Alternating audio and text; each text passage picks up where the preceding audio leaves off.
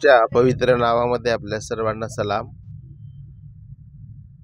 आज आपण सुवार्ता प्रसार काय आहे याबद्दल थोडक्यामध्ये पाहणार आहोत. बऱ्याच वेळेस ज्यावेळेस सुवार्ता प्रसार हा विषय हाताळण्यात येतो किंवा शिकवला जातो, तर अनेकदा तो स्टॅटिस्टिक रीतीने शिकवला जातो, भावनिक रीतीने शिकवला जातो. परंतु पवित्र शास्त्र विविध स्वरूपामध्ये सुवार्ता प्रसाराची व्याख्या आपल्याला देते. पहिले पेत्र अध्याय 2 मध्ये पेत्र म्हणतो की ज्याने आम्हास अंधकारातून त्याच्या प्रकाशात आणलेले आहे, त्याचे गुण आम्ही प्रसिद्ध करू.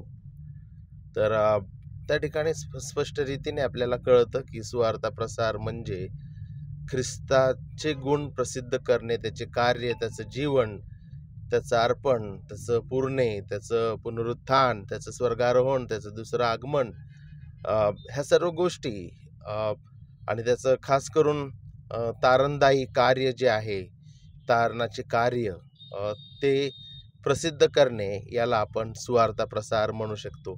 तर थोडक्यामध्ये आपण पाहिले की सुवार्ता प्रसार म्हणजे ख्रिस्ताचे गुण प्रसिद्ध करणे. आणि दुसरा प्रश्न ह्या संदर्भामध्ये आहे की यशस्वी सुवार्ता प्रसार कोणता आहे. तर बऱ्याच लोकांना असं वाटतं की अनेक लोकांना त्यांनी जर जिंकलं तरच सुवार्ता प्रसार आहे किंवा आम्ही सुवार्ता प्रसार करतो. सर्वात प्रथम आपल्याला हे समजणं गरजेचं आहे की आपल्यापैकी कोणीही कोणाचाही आत्मा वाचू शकत नाही. देव पवित्र आत्म्याद्वारे व त्याच्या वचनाद्वारे लोकांचा नवीन जन्म करतो, त्यांना तारण देतो. तर आपलं कार्य फक्त सुवार्तेची घोषणा करणं आहे, पण आपण कोणालाही वाचू शकत नाही. पण त्यांच्या तारणाच्या कार्यामध्ये आपण एक दुय्यम साधन आहे, हे आपल्याला समजणं अत्यंत गरजेचं आहे. आणि मग यशस्वी सुवार्ता प्रसार काय आहे.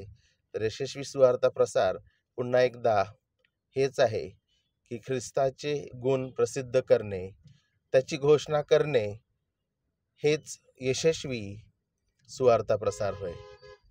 थँक्यू.